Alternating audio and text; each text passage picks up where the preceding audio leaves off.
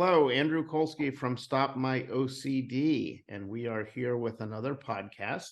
Today, we are really fortunate to speak with April Kilduff. And the reason I say that is because she has experience in some really interesting fields, places where I get questions and not a whole lot of answers. So, April, can you tell the audience a little bit about yourself, give us your background, and introduce yourself? Of course. As a therapist, this is actually my second career. I spent my first 10 years working in advertising, doing consumer strategy. So a little bit of a psychology, sociology field.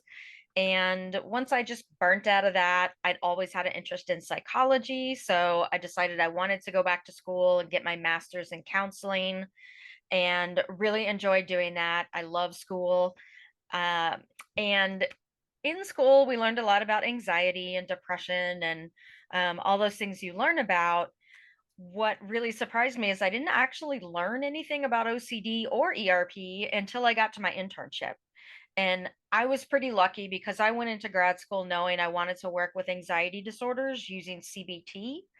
As a 14-year-old, I believe, I came home from school one day and found our house had been broken into, Mm, and later heard the police say that the two guys were probably in the front room and saw me walk up, which is information I did not need to have.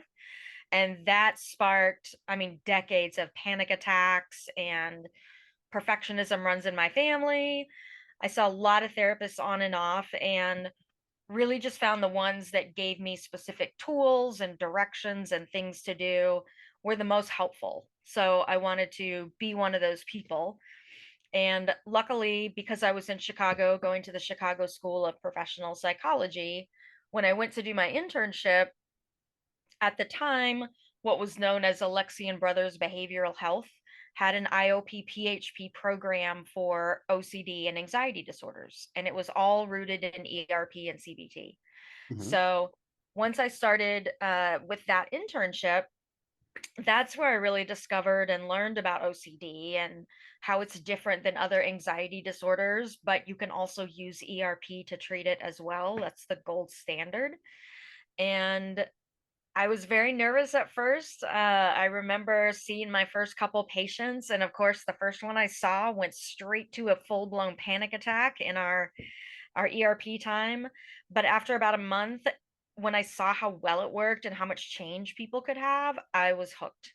Um, so yeah, that's sort of how I ended up specializing.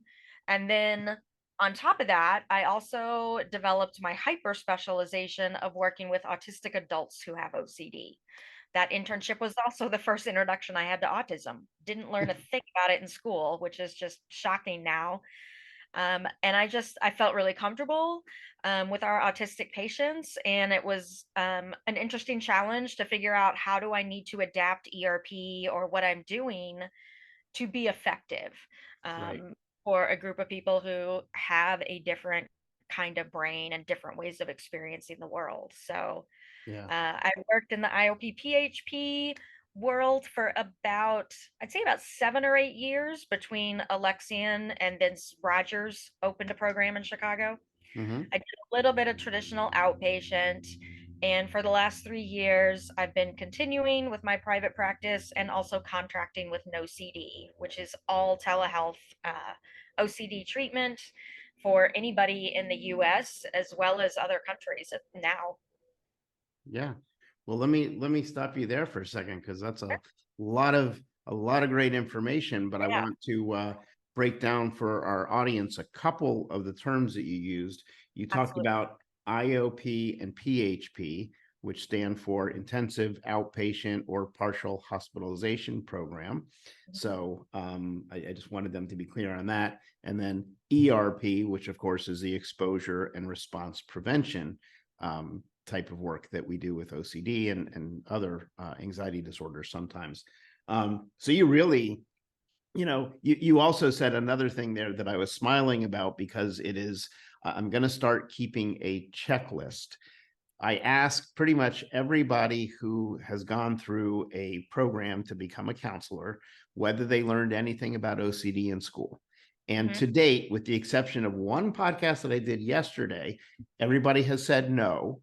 And the podcast that I did yesterday, the only reason that that particular person had learned about OCD in school is because she, as the student, knew about OCD and she taught the class about OCD. Other than that, there would have been none. So I'm still sticking with the fact that I have nobody who's ever told me yet they've learned about OCD in school. Yeah, I've been training the new therapists that come to know CD for the last 2.5 years. And all of us either got like 10 or 15 minutes mention in one class one day or nothing. I also had one person who said she had a whole class on it, Wow. which I don't know. I'm like, I don't know if I believe you. Nobody has a whole class on it. Yeah. Yeah, it's something I'm really passionate about. 1 in 40 people has OCD. That's a lot of people, and it feels almost irresponsible that schools don't teach us anything about this. And that's why I want to do more training with private practices, and I've even offered to volunteer and go speak at schools, colleges, grad programs for free. I just want the information out there because it's so important. Yeah, yeah. Well, you and I are kindred spirits when it comes to that, and that's one of the reasons that I even do this podcast is to get the information out there so people can hear about it and learn about it, Yeah. and it sort of allows us to do an end run around all the roadblocks of people who keep saying no, we don't want to hear that, and it's like, well, there are people who want to hear it, so let's make it available. Yeah, definitely. Um, so I have a lot of questions that I want to ask to follow up with, and the first one follows from right where you were. I know you said you were doing the training and you kind of got hooked, but is there anything in particular about OCD that really kind of draws you to that type of treatment? Absolutely. So, I mentioned I had personal experience with anxiety. I don't have OCD, although I am autistic. So, those things work out. I think what really fascinated me about it was how idiosyncratic is. Um, every single person has their own unique presentation of OCD, even though the basic mechanism of OCD is very simple and the same. So for me, it never gets boring. When I'm doing ERP, I feel like that is a very creative treatment intervention because people will bring you all kinds of things as triggers, and you have to figure out ways to turn them into ERP exercises. I feel like I'm just constantly learning about people or different things as I'm working with them. And also, I think the thing that most people, therapists or not, don't realize is how incredibly severe and debilitating this disorder can be, how much shame people can feel when they don't need to. So it's also a really good fit for, I think, my personality as a therapist. I am much more kind of, what's the problem? Let's figure it out. Let's make a plan. Let's do some kind of wacky and wild things in our sessions, right? So it's like the therapy no one expects to be therapy. Right, Um, right. so yeah, there's that whole aspect about it that, and it's just the therapy is so counterintuitive, but it works. And it's so cool to see people change in front of you, because a lot of times things we might work with like major depression or bipolar, you might not see big changes in a short amount of time, and this is one where it's just really rewarding to watch people get their life back, do things they've been avoiding doing, stop being afraid of their kids because they're afraid they might hurt them. It's just heartbreaking, some of the things that OCD does to someone. Yeah, no, absolutely. So, an important part in there, because you have sort of this specialty and knowledge about it. When I first learned about treating OCD and treating someone who's on the autism spectrum with Mm. OCD, I had to learn, number one, how to differentiate between what's OCD and what might be autism, and then how to adjust it. So, could you share with the audience some of the intricacies of all of that? Yeah, so that is definitely a tricky skill to pull apart, because a lot of things that autistic people do as autistics can look very much like OCD, can be very repetitive, very rigid, kind of rules or ideas. The thing I go back to, and this is what I use for anyone I'm working with to figure out if it's a compulsion, is it being done to immediately get rid of high distress and anxiety? Is it an attempt to get certainty um, and reassurance? And is it being done to prevent a bad thing from happening? Those are the three main criteria for a potential compulsion. Mhm. And of course, they're obviously driven by anxiety and fear. Some things that people do that might look like OCD, but are really just autism, um, could be the repeated need for same foods, right? Certain foods work very well for autistics that have disorders. Sometimes it's just as simple as I know what I like to eat, so I'm going to eat that. Why would I bother going outside, right? So Mhm. that looks very compulsive, but it's just a preference Mhm. ultimately. I had a supervisor at Rogers, Dr. Karen Cassidy, who I was talking about this issue with, and she said something really smart to me that has always stuck with me and said, whatever it is, you can work on it and call it flexibility training because that's a really important life skill. So if we can learn to be more flexible with the OCD and a bit more flexible within the autism, those are both good things. Mhm. Uh, I have a whole chart that we go through in one of my OCD autism trainings where we look at kind of some differences to help us compare and contrast. So, for example, if you interrupt someone with OCD doing a compulsion, they are going to get very frazzled, anxious, upset, probably going to go back and try to do it over again. If you interrupt someone with autism, just kind of engaging in a fixation or special interest or something like that, or the way that they're choosing to line up their cars, um, there will also be some upsetness and frazzled, but it's because they really enjoyed what they were just doing and now you interrupted it, right? So very different than the kind of reaction you get when you interrupt a compulsion that someone feels, this has to be done and it has to be done the right way. Mhm. Wow. So yeah, So, that's how I sort some of those things out. Although even with all that, sometimes it's just hard to tell. And yeah. when it's hard to tell, I try to look at, well, how much damage is whatever the thing is we're looking at causing, right? Is it causing a problem? Is it causing impairment?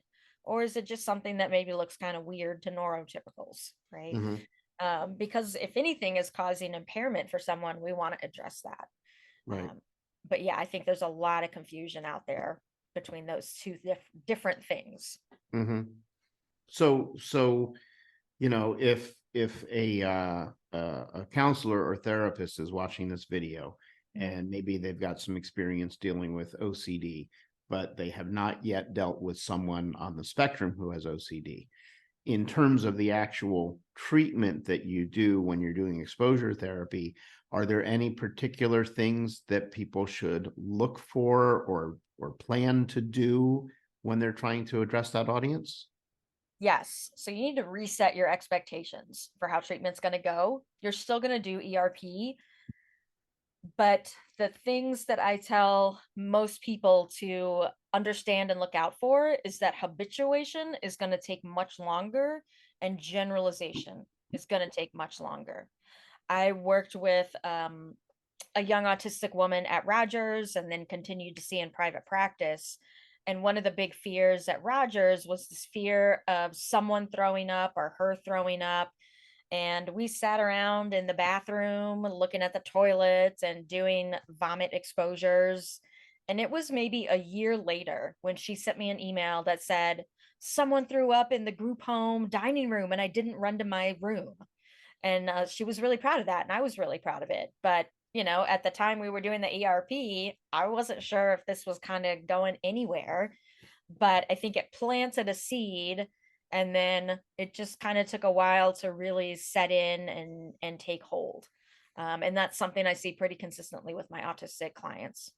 Yeah, yeah. No, that's important because, if you're a therapist and you're expecting sort of this certain pace of treatment and Yeah. then you're not getting those results, it's important to understand why and Yeah, and it's not that you're doing something wrong as a therapist. It's just a different timeline. The other thing I highly recommend to therapists is be flexible with your tools, Mhm, right? Certain check-in sheets we had to use made no sense for certain autistic patients or clients that I worked with in different settings. I've often had to customize my SUD scale. I typically use a 0 to 10 scale to measure distress. A lot of my autistic clients either just find the numbers meaningless, which of course is of no help to me, or they get really, really fixated on, well, I'm not sure if this is a 6.9 or a 7.1, right? And of course, they want to be right. So mhm, I've done a lot of things where we might shift to just sort of a low, medium, high system, or I have someone that wanted to create their own colors level system. So I let them do that, and that's what we work with. mhm. So being flexible with the expectation and with the tools are probably two really big things, as well as learning more about autism. There's some really great Instagrams and Facebooks that you can sign up that just every day give these good little tidbits of information, and that's how I kind of keep up with things. I also did a really full immersion in the autism community when I was learning early on, where I went to some support groups for autistics, asking permission, of course, if it was okay for me to be there because I just wanted to learn more. And most people were like, "Wait, a therapist wants to be here and learn more?" They're, of course, like, bring more of your therapist friends. Because it's a group of people that, a lot of who they interact with doesn't bother or care to learn about it. They just get frustrated. And um it's I think it's actually more fascinating than OCD, but is at least equally fascinating. Um Right. so yeah. Wow. And then just to make sure that I'm clear, you said that you yourself are on the spectrum. Is that correct? Yeah, so I just found that out last summer. So Oh, and this wow. yeah, I did not know this going into it. I started working with autistics, and the therapists around me would say things like, "You must have the patience of a saint to work with that person." And my response was, "This is easy. What are you talking about? Like, this is fun for me. I don't get why you don't get, how they're thinking and their logic and all this sort of stuff." And so over the past 13 years, as I've worked with my autistic clients, there's been things that pop up where I think, that's a little like me. And why self diagnosis is widely accepted in the autistic community. I felt like I had too much information to trust that I could objectively make that decision.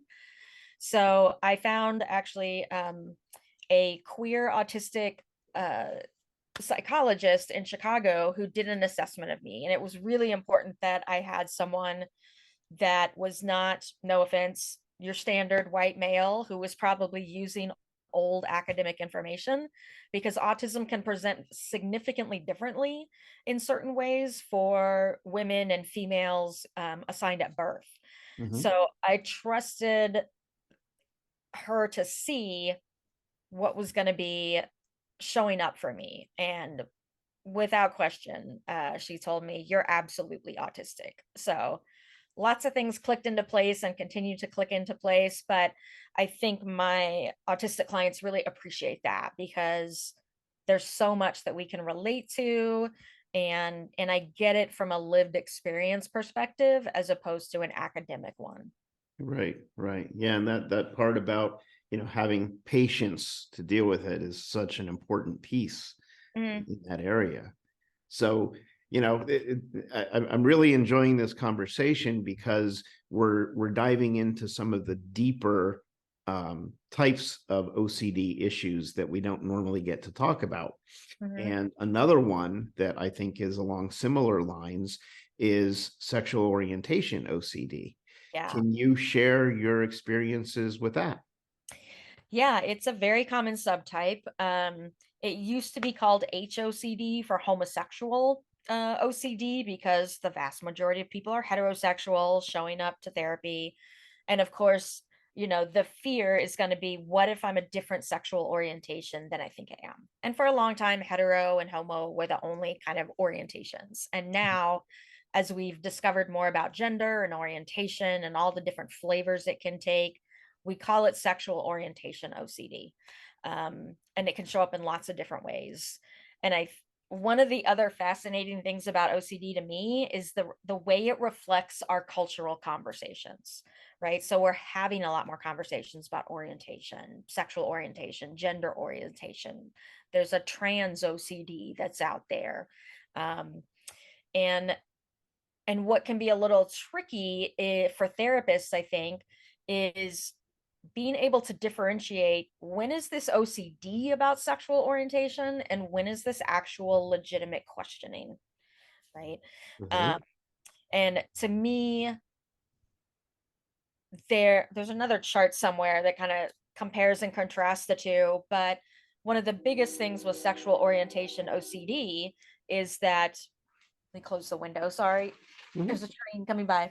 Ah, So one of the biggest differentiators between SOCD and actual exploration of orientation would be, people with SOCD traditionally don't have any history of liking anyone who they don't already like, right? So to keep it kind of straight, let's just talk about maybe someone who is heterosexual that is wondering if they're bisexual, right? mhm. And I actually have this person right now in my caseload. When we talk about, well, what was it like when you were growing up? She very clearly says, I've never been attracted to women. I've never wanted to date a woman. Like, I appreciate attractive women, but, I've never kissed a girl. I've never slept with one. Whereas someone who is exploring their orientation, um, would likely be able to say, like, I've mostly dated guys, but I've also had these attractions every now and then, and I'm curious about them. And, I fantasize about those things, right? So you can see bits and pieces of the expression of an orientation in the past with someone who's really questioning, whereas Mhm. there's typically zero evidence of anything like that when it's orientation OCD. Yeah. And the fear, I think some of the fears that exist with actual exploration and coming out, can be concern about safety. If I come out, am I going to get rejected by my family, right? Is this going to cause discrimination? Whereas with SOOCD, it's often very much like, if I don't figure this out before I get married, then maybe I'll be married and we'll have kids, and then I'll suddenly find out or realize that I am bisexual and I do want to experience women, and then I'm going to ruin this family and hurt all these people. It's like just a different set of consequences, um, that and these are people who will swear up and down that they are absolutely not homophobic or anything like that. It's just this confusion of, but I need to know my orientation before I can move on with my life, right? Mhm. Yeah. Yeah, it is a very, complicated area for someone who's going through it, because their mind is causing them to question all these things and all that doubt that comes up. And I think kind of like what you said there is that, someone who is a particular sexual orientation, they are going to be excited and interested in pursuing someone of whatever the gender is that they're, truly attracted to. And they may be afraid to do it for social reasons or whatever, but they really want to. They know inside, I am very attracted to that person. Someone with the SOOCD is confused as to whether they're attracted or not. They don't Mhm. really want to do it, but then they're wondering, but maybe, possibly, and then they get into all the, the OCD doubt language. So it Yeah, all the is, what ifs. yeah, exactly. So it's really interesting, but I agree with you. It's that sort of level of understanding, having a deeper understanding of sexual orientation to be Mhm. able to then understand sexual orientation OCD. So Yeah. um you've got a lot of great experience in some really specialty areas here. And that brings me to my next question, because you've got so many specialties that you're so good with. So the next thing that we talked about was sex positivity and kink informed and those types of areas. Tell us more about that.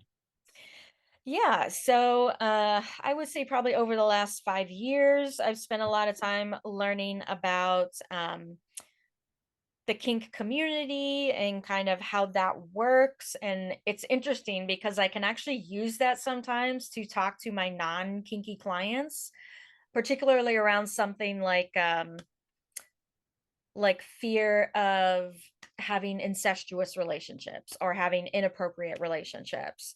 And I can say there's actually a whole group of people who plays with that dynamic on purpose, and they are not bad people. They are not actually pedophiles. They don't actually want to hurt people. It's just this, you can go anywhere you want in your fantasy world, right? Um, for the last, I'd say about 4 years, I've been learning about polyamory because I have found myself immersed in that world because my partner is polyamorous and I am not. So there's been lots of great learning and personal experience there.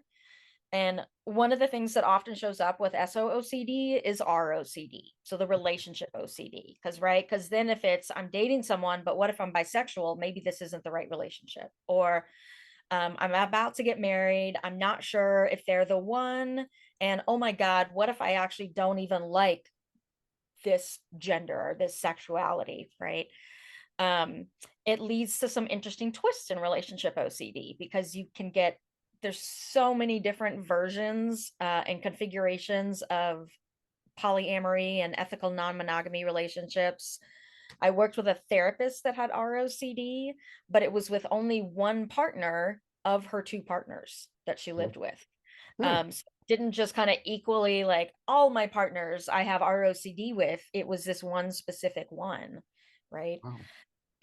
I would bet money, and I am not a betting person, that poly OCD is going to be one of the next things we start to see in our field, right? As that becomes more mainstream. Mm-hmm. One of the really tricky parts about the poly aspect is you are actually encouraged to seek reassurance from your partner or partners when you're poly. And when I first heard that, I thought, nope, reassurance is bad, always bad. No, cannot have any reassurance, right? Because of my time in OCD and ERP. And so pulling that apart also becomes really interesting. Like, when is it okay to ask for reassurance? Is it how I ask that matters, right? So suddenly these things that were very clear cut in OCD treatment are not, because you've got different needs and kind of different expectations around things like that. Mm-hmm. Um, the way I've seen it and can imagine it coming up related to kink specifically is if you have um, people who are in DS relationships, so dominant, submissive, people who are playing with masochism and sadism. There's a saying in the kink community of hurt, not harm. It's okay to hurt people and kind of inflict pain, assuming this is all consensual, of course, which, tell you what, the consent model in the kink world blows away anything we have in vanilla world. So that's always fascinating to see. But you can kind of subscribe to this hurt, not harm, harm being more lasting, permanent, unintended damage. So if you've got someone who, let's say they are the sadist, right? They might start to question, well, wait, what if I actually do want to harm them and not just hurt them? How do I know that's not what I really want to do? And I'm just sort of faking it with this kind of play. What if I harm them on accident? How could I live with myself? So a lot of similar what ifs show up. It's Mm-hmm. just the content of them starts to become a little different, and the context is probably the bigger piece, that if you don't have that understanding of the context, it's going to be hard to really get into the nuances and formulate good ERPs where you're not accidentally doing damage, out of lack of familiarity of something like kink or poly. Yeah, yeah. And you get into something there which is Perhaps the easiest way to explain it is to go back when you were talking about autism spectrum, is that when you're looking at a behavior that a person is doing, it's really more of the why are they doing it that Yes. the therapist needs to figure out Mhm. before they can decide whether it's because of OCD or because of some other issue, right? Yes, absolutely. That made me think of something we do in training. Um, oh, I talk a lot in training about how you can't just tell me a behavior and I can tell you if it's a compulsion or not. And I'll give this example of I might have two different clients who take hour-long showers, right? The first one takes those showers as soon as she gets home from outside, all of her clothes go in the hamper. She immediately gets in, scrubs, has this highly ritualized routine of washing because she's got to be perfectly clean when she's in her home. That's a compulsion, right? That's being done to get rid of anxiety, to try to get certainty, to try to prevent bad things. Let's say my other guy likes to take an hour-long shower because that's his way of transitioning from work to being at home. And he likes to turn on some colored lights and music and just, chill and feel the water. That's not a compulsion. That's just a guy that likes showers, right? Hmm. So Hmm. you really can't tell from the outside. The question I teach all of my therapists um, to ask and then pass on to their clients to ask themselves is what's my motivation? What is the motivation for the thing I want to do? And if it fits any one of those three criteria we've talked about, it's a compulsion. Hmm. If it doesn't, it's just the thing you want to do, even though on the outside it might look like a compulsion. Right, right. It's, it's so interesting because thinking about that and then going back to what we talked about earlier, where they don't really cover any of this in Yeah. school, you know, I can see how it would be very, very easy to have an entire course just on Oh, OCD. yeah. Absolutely. I would love to teach that course, Yeah. because unfortunately, we're starting to get better, but the cultural kind of reference point for OCD is you have to wash your hands a lot or be flipping the light switches and checking the stove, or you just like to have things all neat and in order. And like, yeah, those are reflective of OCD for some people, but there's just so much more. And the idea that there are mental compulsions is just something that doesn't even come up really unless you actually get into this field. And that's what a lot of I'd say adult and even adolescent uh, OCD compulsions look like, Hmm. because if you're doing something real obvious or that attracts a lot of attention and you're told to stop doing that, you might stop doing it because you shift to something you do in your head. But that parent or the person around them thinks, oh, the OCD's all gone. We're good. When really it's just moved inside. Right, right. So, you know, uh, I don't want to catch you off guard or anything, but do you have any examples of what, when you're talking about mental compulsions, if a person is watching this video and they're wondering whether they have mental compulsions, Sure. what would they look for? So the best way I've found as a therapist to ask someone if they're having mental compulsions is not to ask, are you doing mental compulsions? Because most people don't know what those are. So, Mhm. what I like to ask is, when you encounter your trigger, is there anything that you do in your head in response to that? And so they can describe things to me and I can recognize it. Otherwise, what I often do with a lot of my new clients is you can find lists of mental compulsions with definitions online. So we might go over that together. I might send it to them for homework, and then they review it and say, "Oh yeah, that I thought I was just thinking, but I guess I'm ruminating, right? I'm going over and over something in an attempt to figure it out, but it's an unsolvable thing." Mhm. Um, or thought neutralization is a good one that's pretty popular. And that's where you might have a bad thought or a bad image. And so you have a good thought or a good image to cancel it out. Mhm. Um, Lots of like mental reviewing, going back and checking. Did I turn the stove off this morning? Right. Let me try to remember all the steps of my day. And of course, none of these are ever going to work. No compulsion's ever going to work because OCD is a game set up entirely rigged against you, right? Mhm. The game you can play that you can win is ERP, right? So we kind of encourage people to trade a game you're always going to lose for something you've got the potential to win with. Right, right. So with all of that, and I know you said you do some work with no CD, and then you do some as a private practice. So do you do a combination of both seeing patients in person and online, or do you do only one? So it used to be all in person before the pandemic, and then of course we all had to go online. As a solo practitioner in a private practice, being able to do it in telehealth cuts down on me having to have office space.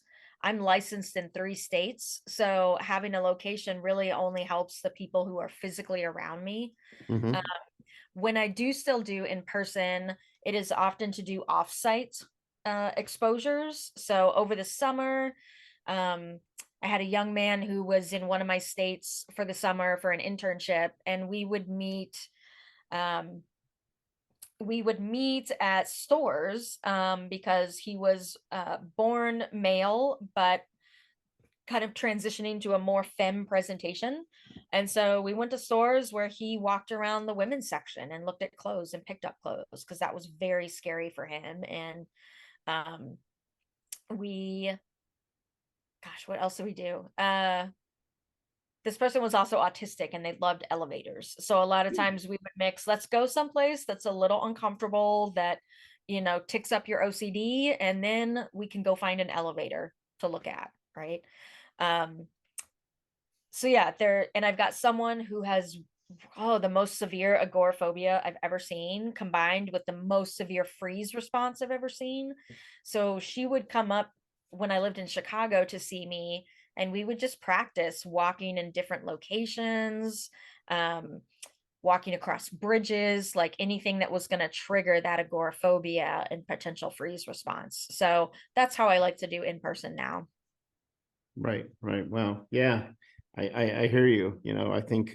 I think pretty much anyone who does ERP has those situations where the best way to deal with it is to meet the person in person, Yeah. and do something. But it is challenging because, I also used to have an office, and then I transitioned to totally telehealth. And I have a lot of clients who are nowhere near me. So even if I Yeah. had an office, it wouldn't matter. Hmm. But by the same token, now they have access to a therapist that they wouldn't have had because, they might be in a rural area or something, and there Yep. is no therapist or no therapist trained in OCD. Yeah, absolutely. And the other thing I realized I really like about telehealth is I'm meeting whoever I'm working with in their environment with their Mhm. triggers, right? It's their stove and their lock. And we're not doing like fake versions of things in the office as much as we can. And then going to the generalization piece, we're kind of starting there, which I think actually makes for quicker progress and more effective ERPs. Mhm. No, I agree completely, and I use that to my advantage because it is more triggering, it's more relevant, Mhm. and I think we get better results from it. Yeah, I do So, too. so here's a question for you. Okay. Because you in particular have this deeper knowledge of the types of specialties that we've been talking about, I'm going to assume there's probably a good number of therapists out there who are very good, ERP therapists, but they just haven't had the education or exposure into some of these other topics. So if there's a person watching this video and realizing to themselves, this sounds like it could be me. I could have OCD. I could Ah. have some of these issues. What advice would you give to someone like that on how to find a therapist to help them? Okay, I'm very glad you asked that because I know a lot of people just kind of look at who's in my insurance and start at the top of the alphabet and go down. There's a directory I recommend that is from the International OCD Foundation. If you go to iocdf.org, they have Find a Provider, and you can get very specific on the filters. And in order to be in that directory, you not only have to be a member as a professional, you not only have to be a member of the IOCDF, you have to proactively ask to be in the directory. So I feel like that's a good level of effort that kind of vets out, that you're more likely to get an experienced, knowledgeable OCD therapist than if you just randomly pick. It's also 100% fair to request a call with a potential new therapist and ask them questions. How much OCD have you treated? What's the most severe? How do you treat it? Do you use ERP? Right? You're allowed to interview and like test out your therapist to make sure you find a really good fit. So I would suggest that. There's an American, no, they keep changing the acronyms, the ADAA.org. It's like Anxiety and Depression Association of America. They also have providers, and some of those are going to be knowledgeable about OCD as well. Yeah. No, those are the two primary resources that I know to tell people about, the IOCDF.org and then ADAA.org. Yeah. And then now no CD, like I don't get any bonuses for promoting them, but it's an amazing resource and network of people in every single state of the United States, as well as Canada, the UK, Australia. We all work proactively in. If you are in another country, call us. If we're allowed to practice from America to your country, we will do that. We have translators, all that kind of good stuff. So I think now that's a new offering, that just something like that didn't exist before a few years ago.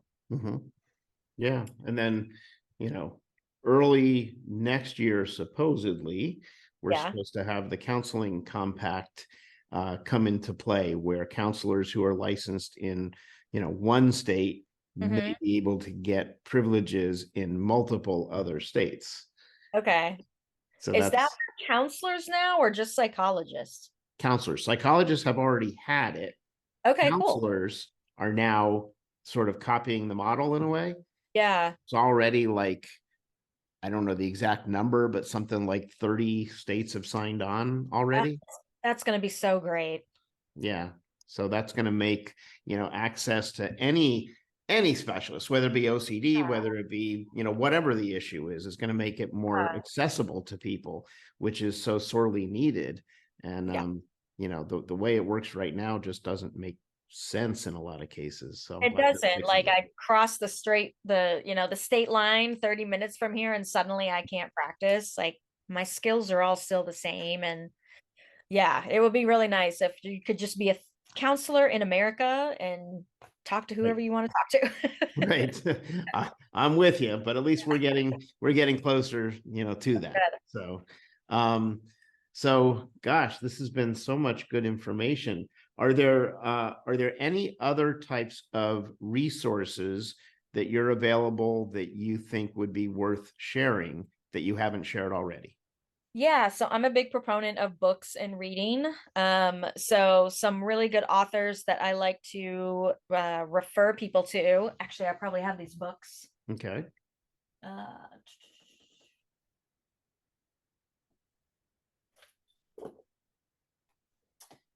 Let's see, I want this one. And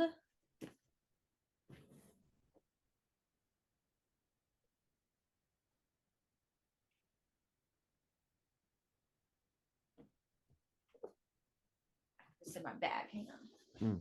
Looks like you have a pretty extensive library there. I do. I love books. At one point I had 1,800, but I move a lot. And so it's like, I need to stop doing this to movers.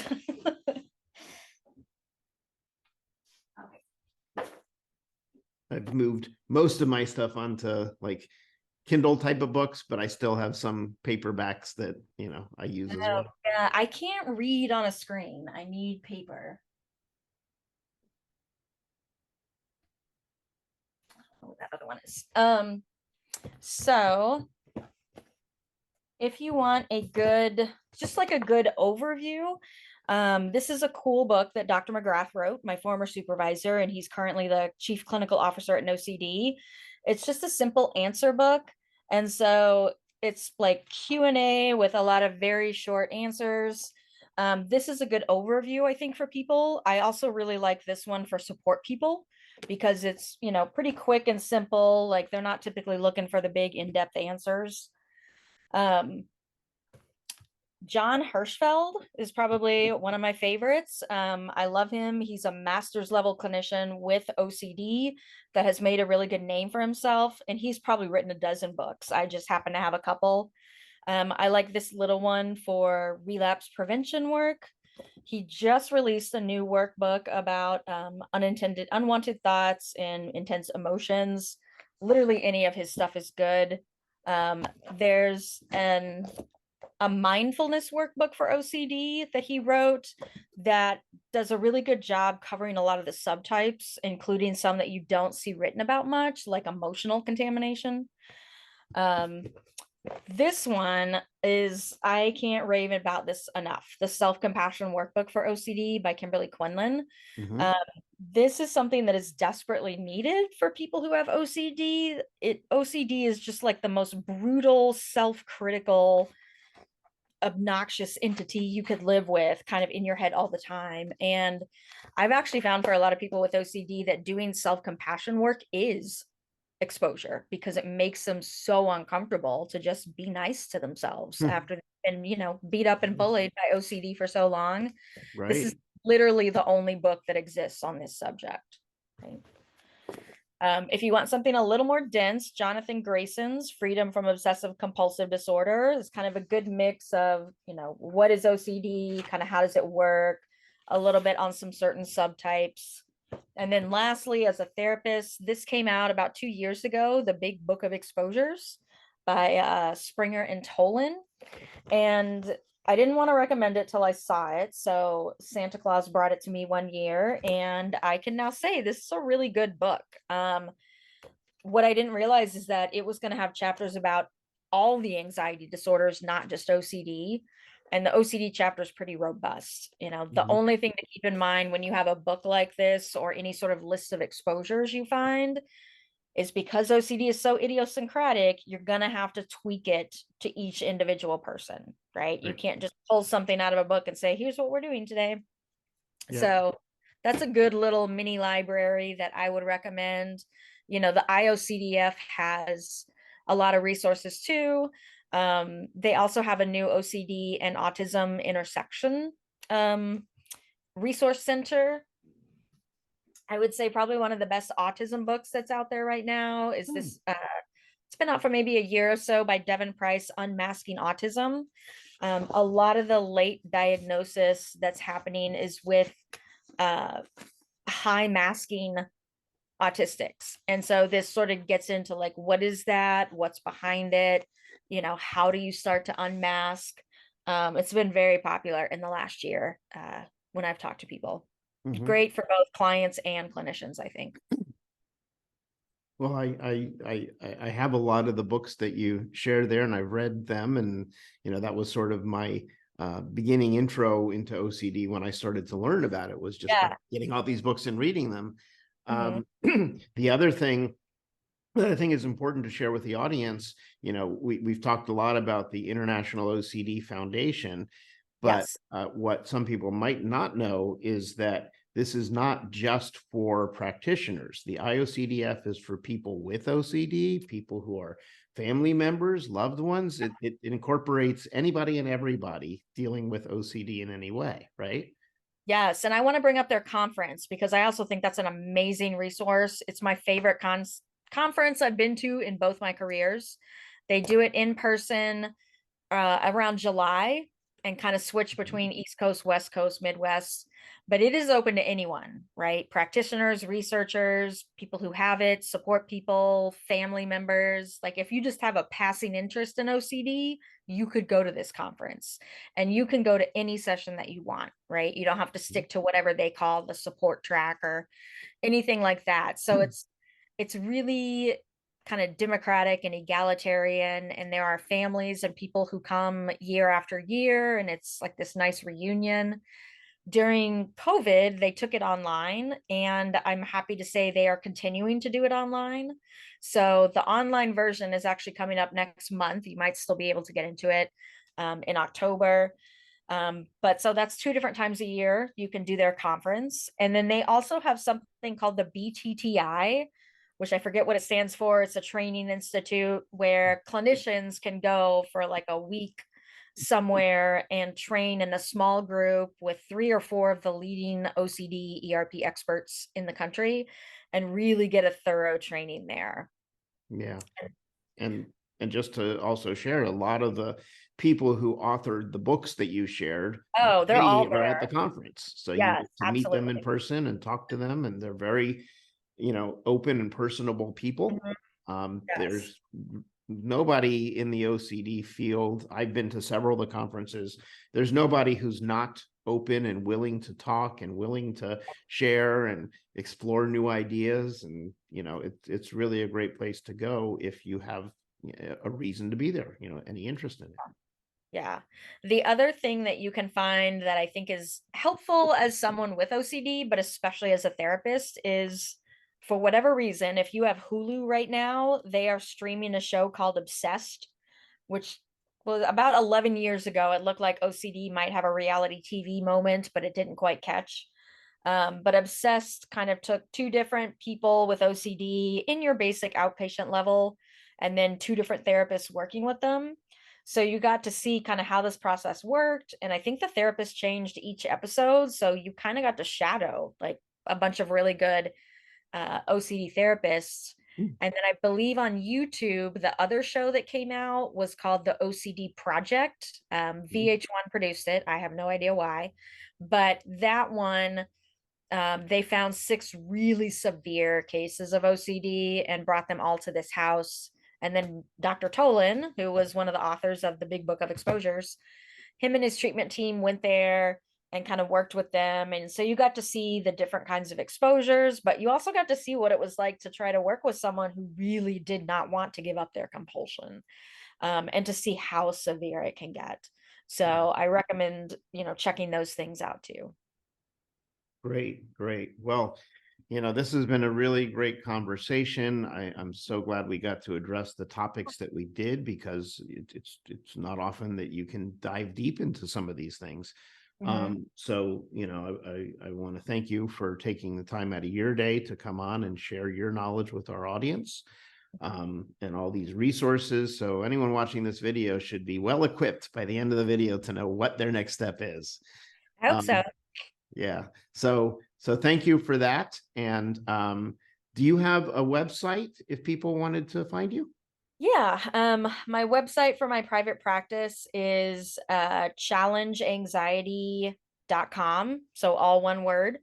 And there you can find my email address, some information. I'm in the process of overhauling it a bit to be able to offer more training and supervision consultation services. But yeah, if you need to find me, that's where you can find me.